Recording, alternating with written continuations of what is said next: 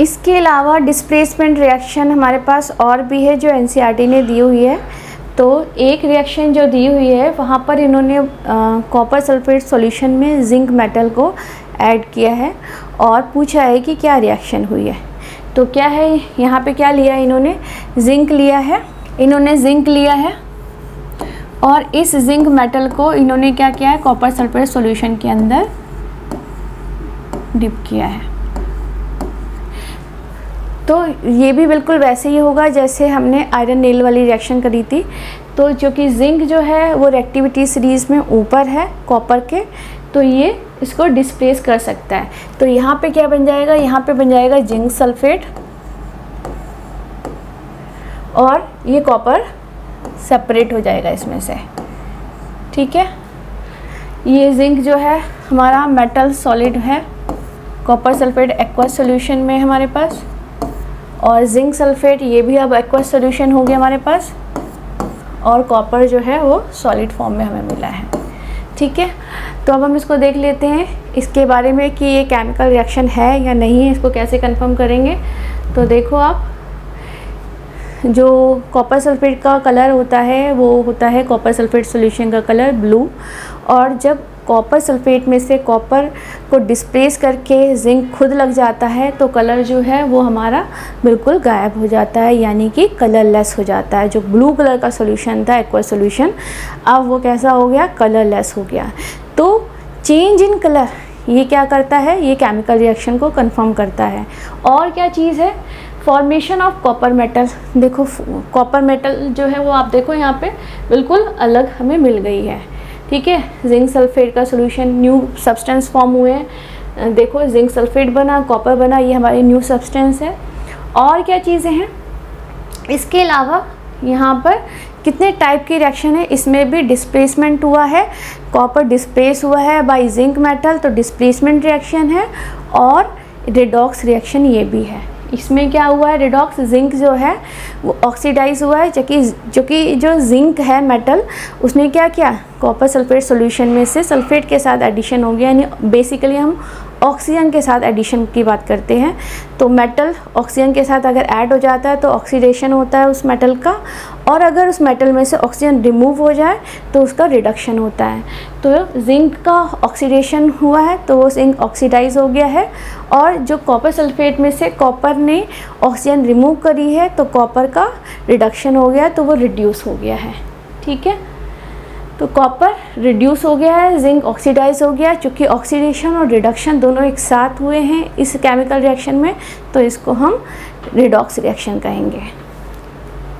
इसके बाद और क्या चीज़ें हैं, डिस्प्लेसमेंट रिएक्शन का एक और एग्जांपल दिया है आपकी एनसीईआरटी की बुक में, जिसमें क्या किया है इन्होंने कि लेड लिया है, लेड मेटल, और उसको जो एक्वा सॉल्यूशन है कॉपर क्लोराइड का उसमें डिज़ोल्व किया। ऐसे में क्या हुआ है कि रिएक्शन होने पर आपको वहाँ पे लेड क्लोराइड का प्रेसिपिटेशन देखने को मिलता है, यानी कि कॉपर क्लोराइड में से कॉपर जो है वो लेड के थ्रू डिस्प्लेस हो गया है और लेड क्लोराइड बना है, और लेड क्लोराइड जो है वो क्या हुआ है, प्रेसिपिटेट फॉर्म में सेटल डाउन हो गया है और कॉपर अलग हो गया है। तो ये जो डिस्प्लेसमेंट रिएक्शन है, ये डिस्प्लेसमेंट रिएक्शन के साथ क्योंकि प्रेसिपिटेशन फॉर्म हुआ है तो इसे प्रेसिपिटेशन रिएक्शन भी कहेंगे। तो देखते हैं इसको केमिकल रिएक्शन करके कि कैसे हुई है ये रिएक्शन। तो हमने क्या किया है, हमने लेड लिया है और इस लेड मेटल को कॉपर क्लोराइड सॉल्यूशन में डिज़ोल्व करने की, कॉपर क्लोराइड के सॉल्यूशन में डिज़ोल्व करने की कोशिश करी। तो क्या हुआ यहाँ पर, इसमें लेड जो है वो सॉलिड स्टेट में है, कॉपर क्लोराइड का सॉल्यूशन है तो ये एक्वस स्टेट में है, और इसका कलर जो है, इसका कलर है हमारा ब्लू ग्रीन सॉल्यूशन है ये, ठीक है। तो हुआ क्या है यहाँ पर, इस लेड ने, क्योंकि ये रिएक्टिविटी सीरीज में कॉपर से ऊपर है, तो लेड ने क्या किया है, इस कॉपर को डिस्प्लेस कर दिया और क्या बना दिया, लेड क्लोराइड,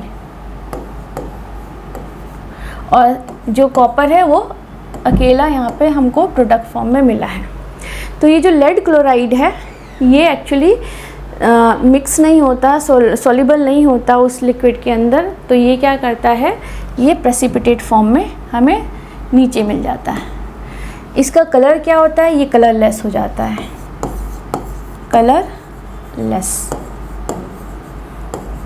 ये हो गया है कलरलेस। ठीक है, ये कैसे हो गया, ये हो गया हमारा क्योंकि प्रेसिपिटेशन फॉर्म में मिला है तो ये सॉलिड स्टेट में मिल गया, और ये भी हमें सॉलिड स्टेट मिलता है। एक्वस सॉल्यूशन के अंदर ये प्रेसिपिटेट फॉर्म में रह गया है।